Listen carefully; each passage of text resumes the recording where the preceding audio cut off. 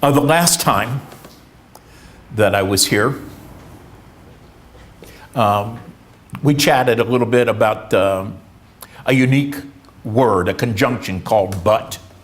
And we talked a little bit how we can twist statements using but by putting a positive in front of it or a negative in front of it. And one of the things that we had said was something along the lines like, Miami is a wonderful place to live, but they have hurricanes there. And flipping it around, they have hurricanes there, but Miami is a wonderful place to live. So we were twisting that word but, and we used different occasions. David gave me a little fun on some, and Eduardo gave me a little fun on another. But today's talk is not about twisting words. It's about words that really cannot be twisted. Is this just a little thing to...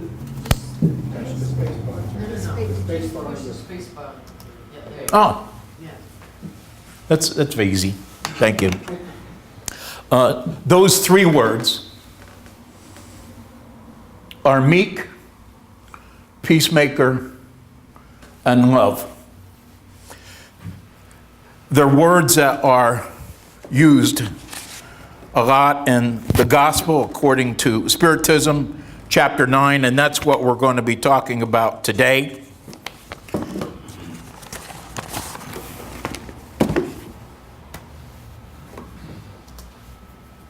Last week, we started with the progression of talks through the Beatitudes.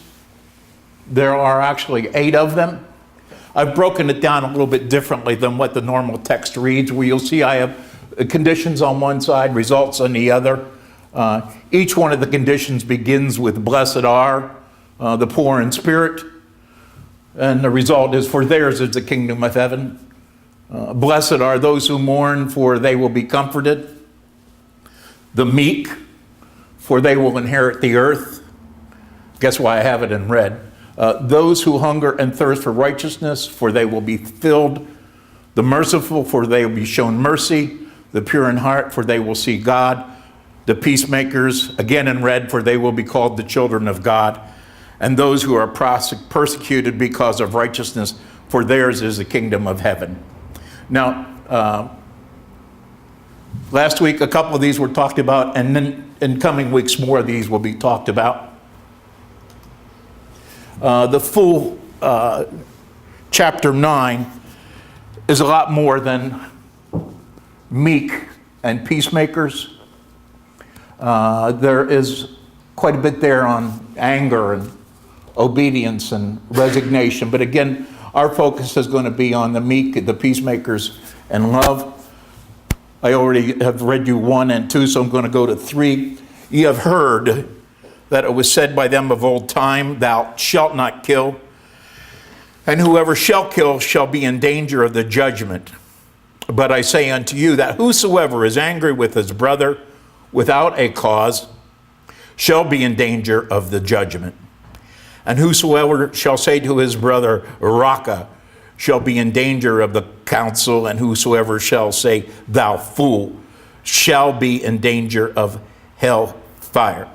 Now, this next paragraph is going to explain a little bit about the word raka, which is really an angry word to say. If you can imagine the most profane word that you could call somebody and then turn away from them and spit, that's what raka is. So, raka in this paragraph is equal to or just as bad as killing somebody. We're going to explain this a little bit. By these maxims, Jesus makes meekness, moderation, docility, affability, and patience the law. Consequently, condemning violence, anger, and all discourteous expressions towards others. For example, raka was a disdainful expression among the Hebrews meaning a worthless person.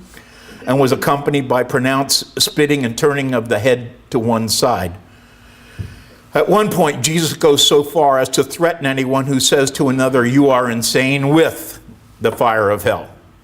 It therefore becomes evident that here, as in all circumstances, the intention aggravates or lessens the offense.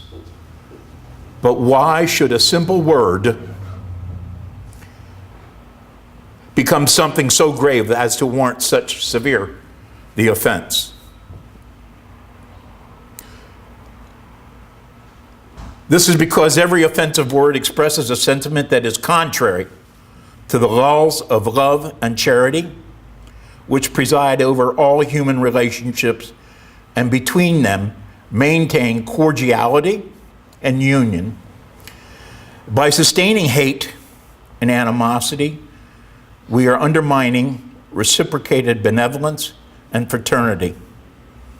In short, it is because of humility before God, charity to your neighbor is the first law of all Christians. And number 5, but what did Jesus mean by the words, "Blessed are the meek, for they shall inherit the earth," when he had recommended in prior verses that mankind renounce all worldly goods after promise those of heaven? In other words, I should empty my pockets and get rid of my money, clear out my checking account, give it to the poor people, maybe even walk away from my family. It would be the idea that maybe that's what we need to do to follow Christ's theme.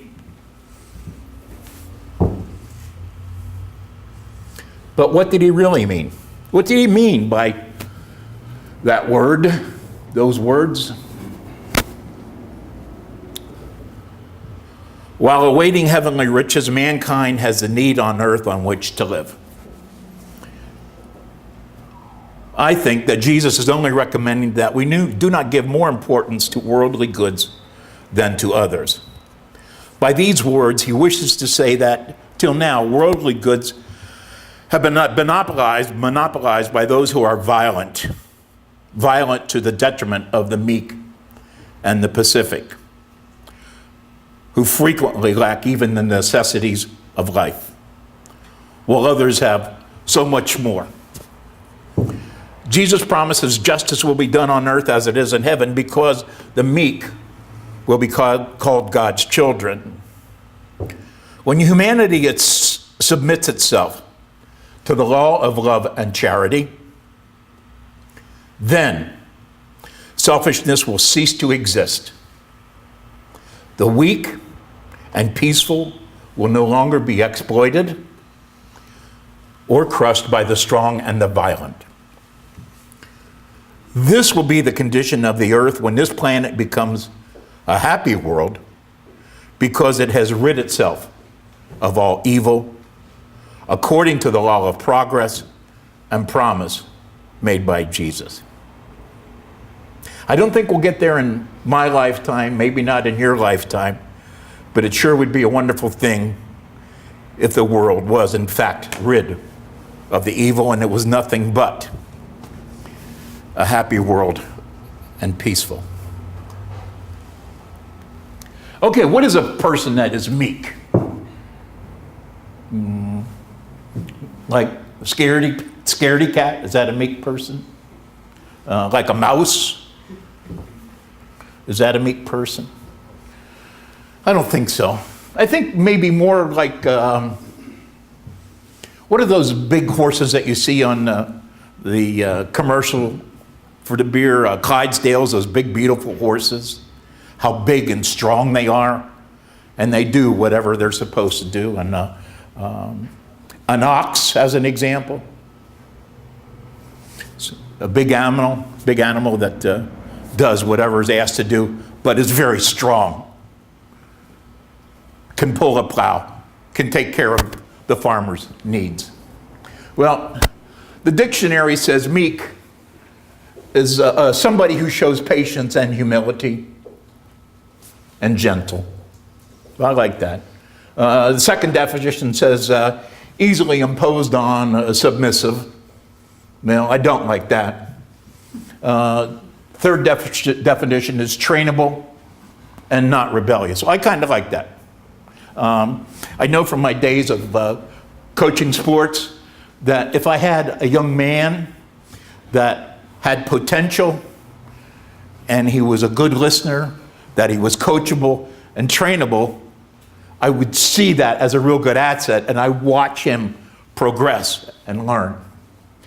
Some of the synonyms, that is words that mean the same as meek, might be humble in spirit or manner, mild, modest, humble, marked by meekness or modesty, not arrogant or prideful.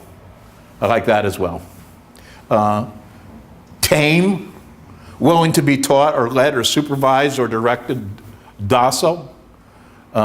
Meek, meaning spiritless, not spirited, overly submissive, or compliant. Well, some of those I do like. I hope that some of them you like, and the same way I hope there's some that you don't like, because there's some I don't like.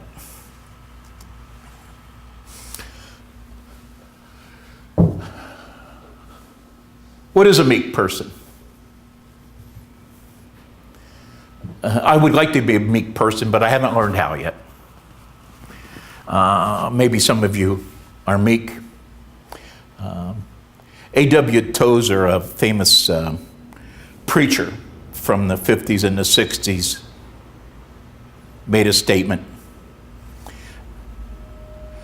The meek person is not a human mouse, afflicted with a sense of his own inferiority. Rather, he may be in his moral life as bold as a lion or as strong as Samson. But he has stopped being fooled about himself. He has accepted God's estimate of his own life.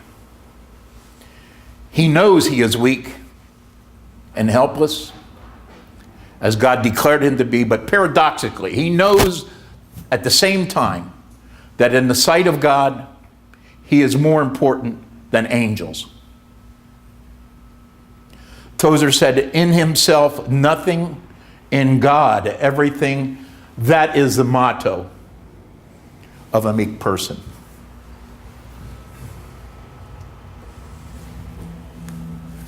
I think most of us have heard of St. Francis of Assisi, but maybe you didn't know that his real name was Giovanni di Pietro di Bernardoni. And I was curious, well, where did the Francis come from? It certainly didn't come from Giovanni, because I know that to represent Italian for John. Peter, and coming from a community probably called Bernard. He lived from 1181 to 1226. So I wondered, well, where did the Francis come from? Well, my wife Abigail has a nickname that her family calls her Biga. Giovanni di Pietro's father liked to call him Frank. In Italy, they would say Francesco. The nickname Francisco stuck with Francis of Assisi, and that was a name that he used throughout his travels. I didn't know this, but he was the son of a very wealthy Italian merchant, one of the wealthiest families in Italy. He enlisted in the army as a soldier, and sometime during travels in the army, he had his epiphany moment, his conversion moment. Ironically, Paul was traveling when he had his conversion moment. It must be something unique about traveling. After he got out of the army, he left the army to help the poor people. He made a commitment to poverty, to live a life of poverty. His father thought he was nuts, because here's a young man that could have everything. If he lived today, he could be driving Maseratis or Lamborghinis or Ferraris. His family thought he was nuts. But somehow, he made up his mind what he was going to do. He traveled, and for 2 years didn't even have a pair of shoes. Somewhere along the line, a wealthy man that he spoke to believed him and put up his funds that he had to finance Francesco's ministry. That ministry grew and grew and grew and became the Franciscan order. He felt a need to go to Egypt and Arabia because at this time the Crusades were going on. The Crusaders were fighting the Arabs and the Arabs were fighting the Crusaders. There was a lot of death and war. His first trip to Egypt, he had to turn around because of a bad storm. The second trip to Egypt, he had to turn around because he became deathly sick. The third time he finally made it, he was able to get and meet the Sultan of Egypt. I guess that would be like the president, the leader, and got licensed to preach to the Christian churches in Egypt as well as the churches in Jerusalem. And the Franciscan order today still takes care of the Holy Land sacred places. And of course, just a week and a half ago, the new Pope took Francesco's name. I thought this was kind of an interesting photograph. This is the, I'm not sure what they call this in the Catholic Church, the robe, the frock that he wore. And look how it's been sewn and pieced together. I want to tell you a story about a Meek man. Some of you might have heard of a great American by the name of Booker T. Washington. And Mr. Washington was an educator. He was born as a slave. He and his mother were emancipated after the Civil War. He was educated at Hampton University, at Virginia Union University, and Wayland Seminary. He worked as a Sunday school teacher and as a teacher at Hampton University. And he was the first president or principal at the Tuskegee Normal School, which became Tuskegee Institute. He authored many books, including Up From Slavery and My Larger Education, and his writings became the principles for the civil rights movement in the United States. You would say that Martin Luther King was a student of Booker T. Washington. He developed friendships with presidents and some very wealthy Americans, including Andrew Carnegie, Robert Ogden Dormus, Anna Jeanes, Julius Rosenwald, who at the time was the president of Sears Roebuck, and Henry Rogers, who at the time was a partner of John D. Rockefeller and Standard Oil Company. One of the things he's famous for is his Atlanta Compromise speech. This is after the Civil War. There's still friction between black people and white people. And Booker T. Washington expressed his ideas about black people and white people living together, and one of the symbols he did, he held up his hand to signify that black people and white people could be unified. And then he held up two fingers, but separate as black and white. That appealed to the wealthy white people at that time, particularly in the South.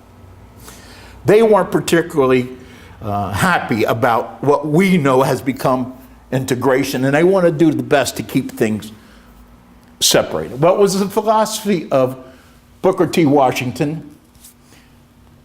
That we are where we are today. Now you might say, well, we still have a long way to go, but we certainly have come a long way.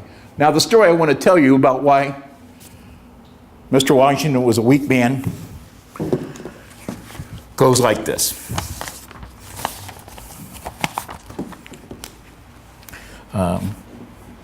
We know that a truly humble man is hard to find, but God delights to honor such selfless people. Booker T. Washington, the renowned black educator, was an outstanding example of this truth. Shortly after he took over the presidency of Tuskegee, he was walking through one of the wealthy neighborhoods of Tuskegee, a wealthy white woman came out of her house, approached him, and asked him if he would chop wood for her. Because he didn't have anything pressing to do at that moment, Professor Washington smiled, he rolled up his sleeves and proceeded to do the humble chore she had requested. When he was finished, he carried the logs that he had cut into the house and stacked them neatly by the fireplace.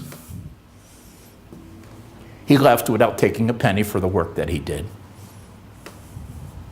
A little time later, a little neighbor girl came to the lady and said to her, "Why do you have the president of Tuskegee Institute chopping wood?" The lady, of course, had no idea who the professor was. The next morning, bright and early, she went to Mr. Washington's office, asked the secretary if she could see him, and she came in, and to his face profusely apologized for the way that she treated him the day before.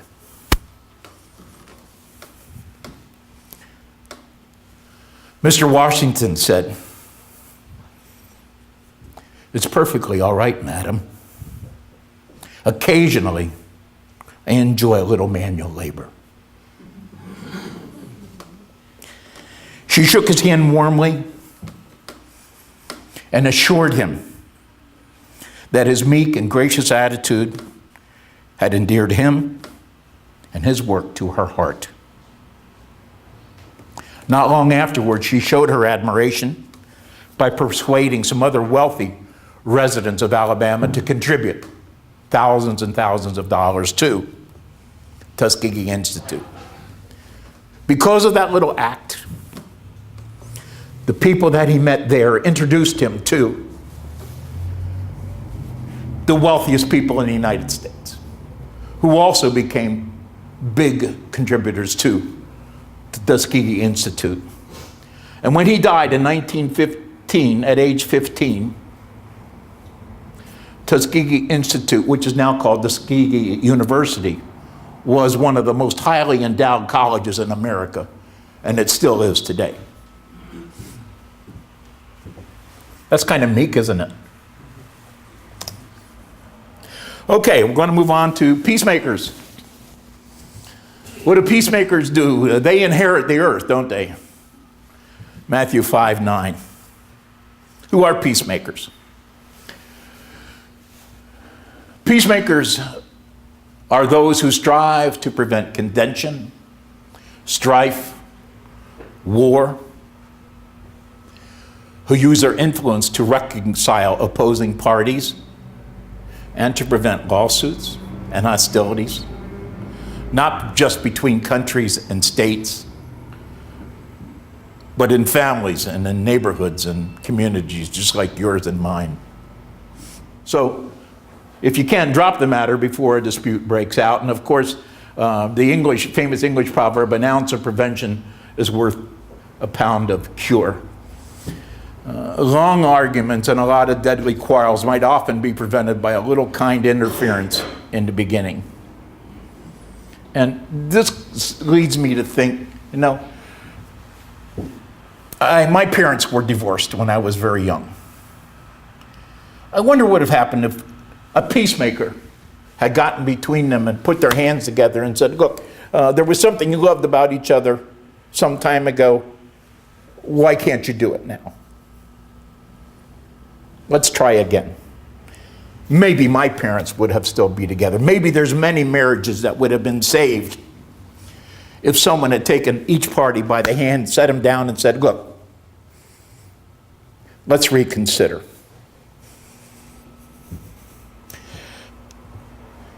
How many shootings, killings, murders could have been prevented if somebody took the opposing parties by the hands and set them down and said, "Look."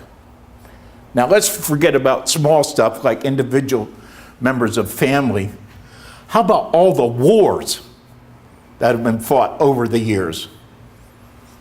If someone had been able to get the two warring parties together and sit down. Peacemakers are very special people, but it's also very, very hard to do. To be a peacemaker requires a lot of humility, but at the same token, there's times that it requires boldness. Take someone with ethics, high ethics and integrity, somebody that's honorable, that's cautious but not fearful, it's creative, courageous, impartial, trusting. In high-level peacemaking, it takes that kind of person to be able to do the peacemaking work. At our level, in our homes and in our neighborhoods, one doesn't have to have all these attributes, but it does take someone that is honest and impartial. You might recognize some of these photos. Peacemakers, famous peacemakers. Abraham Lincoln, Gandhi, Martin Luther King, Sister Teresa of Calcutta, the Dalai Lama, and of course Moses. Now, I've not mentioned this gentleman, and this gentleman because they're really not peacemakers as we would know them, and they're not Nobel Prize winners, but the rest of them are. This man is Andrew Carnegie. During the Russian or the American Revolution, arguably the wealthiest man in the country.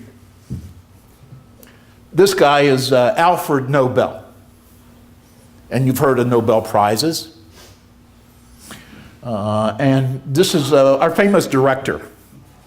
What's his name? Spielberg, Steven Spielberg, thank you. And you might say, why is Spielberg on there? Well, Spielberg did a movie which was called something List, Schindler's List. And when he did Schindler's List, he vowed that any money, including his own money, would go to fund the Holocaust Memorial and world awareness of the Holocaust. That's why his picture is on there. Andrew Carnegie wasn't a peacemaker himself, but he founded the Carnegie Foundation, which is one of the big funding groups for peace movements throughout the world and tries to find solution to disputes. I want to talk a little bit about this guy, Alfred Nobel. He lived in 1833 to 1896. He was Swedish. He was a chemist, an engineer, an innovator, armaments manufacturer, and he's most famous as being the inventor of dynamite. He also owned a company called Bofors, which at the time was the biggest arms manufacturer. They would have been like Colt Industries or Smith & Wesson, a big weapons manufacturer of cannons and other armaments. He held over 350 patents, dynamite, of course, the most famous, and he used his fortune to posthumously institute the Nobel Prizes. The synthetic element Nobelium was named after him. His name also survives in modern-day companies such as Dynamit Nobel and Ascope Nobel, which are descendants of Nobel's company himself. Now, why am I talking about Nobel? Funny thing happened to Mr. Nobel. He has several brothers. He was the youngest in his family. I think several of his brothers had passed away, and an older brother he had by the name of Ludwig was traveling in France. And he died, he passed away. The local paper in France where he died announced the death and put on the headlines, "The merchant of death has died." Before you know it, all the papers of Europe started picking up, "The merchant of death is dead. The merchant of death is dead. The merchant of death is dead." Mr. Alfred Nobel was deeply hurt, and he never really thought about how much damage the cannons, the guns, the dynamite, how many millions of people were killed because of his invention. His wife had passed away, he had no heirs, and he decided that the best thing that he could do is take all his wealth, put it into a fund, and award annually the person that does the best job in the field of chemistry, in the field of literature, the field of medicine, the field of physics, and of course, peace. So before he died, he had great reservations about the work that he had done, and fortunately, I think has probably prevented a lot of wars. On the upper left-hand corner, some other notable peacemakers. Dr. Henry Kissinger, who I remember greatly because I was a Vietnam vet, and he was really the guy that negotiated our peace in Vietnam. Dr. Albert Schweitzer, famous for the work that he did in Africa. Dr. Mandela. Here's another guy I want to tell you a little bit about. Anybody recognize his face? His name is Oscar Arias, and he was the president of Costa Rica. And while he was the president, he instigated in the public schools in Costa Rica a program where even little toddlers learned the importance of peace. And the peace process and the importance of peace was part of the complete curriculum in Costa Rica. And for that reason, he became the recipient of the Nobel Peace Prize. Interesting that today, I don't know if you ever heard this, but I had many friends say to me, well, if we're going to travel to Latin America or South America, the safest country is where? Costa Rica. And we have a good idea as to why. And of course, the reason we're here in our love of our Lord Jesus Christ, the greatest peacemaker of all time.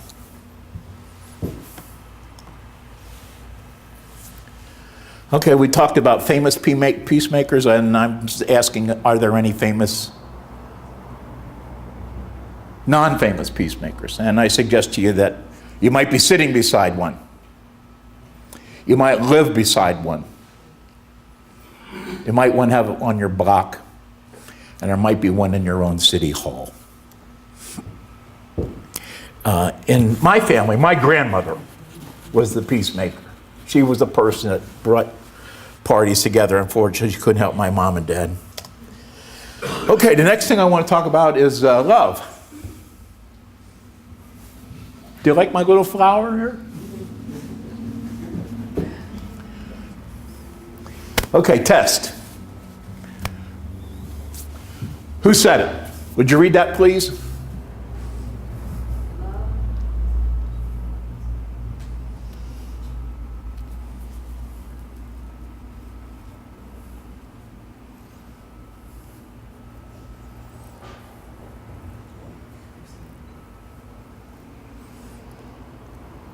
Yeah, I had heard this before, but I wasn't sure where I heard it or read it. And I'm asking you, do you know who said it? If you know, raise your hand. Yeah, that's unfair, Heather. Good for you. Paul of Tarsus. It comes from 1 Corinthians 13, 4 through 7. Love is patient, love is kind. Love does not envy, is not boastful, is not conceited, does not act improperly, is not selfish, is not provoked, does not keep a record of wrongs, and finds no joy in unrighteousness, but rejoices in the truth, bears all things, believes in all things, hopes all things, and endures all things.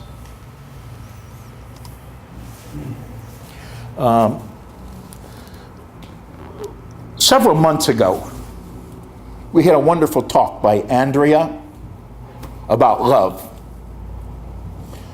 And Andrea explained the different types of love that there are. One being called stores, which is a love of family, our love for our brothers, our sisters, our mothers, our fathers, our grandparents. Filio, which is friendship love. This is love for our neighbor, our comrades, our social contacts and connections, the clubs we belong to. Our relationship here within Conscious Living Spiritist Group is a filial relationship that I feel I have with you. I hope that you have with me. We have romance love, which is called eros. And I made it a little bit bigger and I underlined it. And before Andre, I never heard this word, agape, which can be defined as unconditional love. And relating to our little talk today, unconditional love is that affection, that feeling, that when we have this agape, that's what we have for our Lord. It's what we have for our connections. It's what we have for our Jesus. It's what we have for our Christ. Thank you.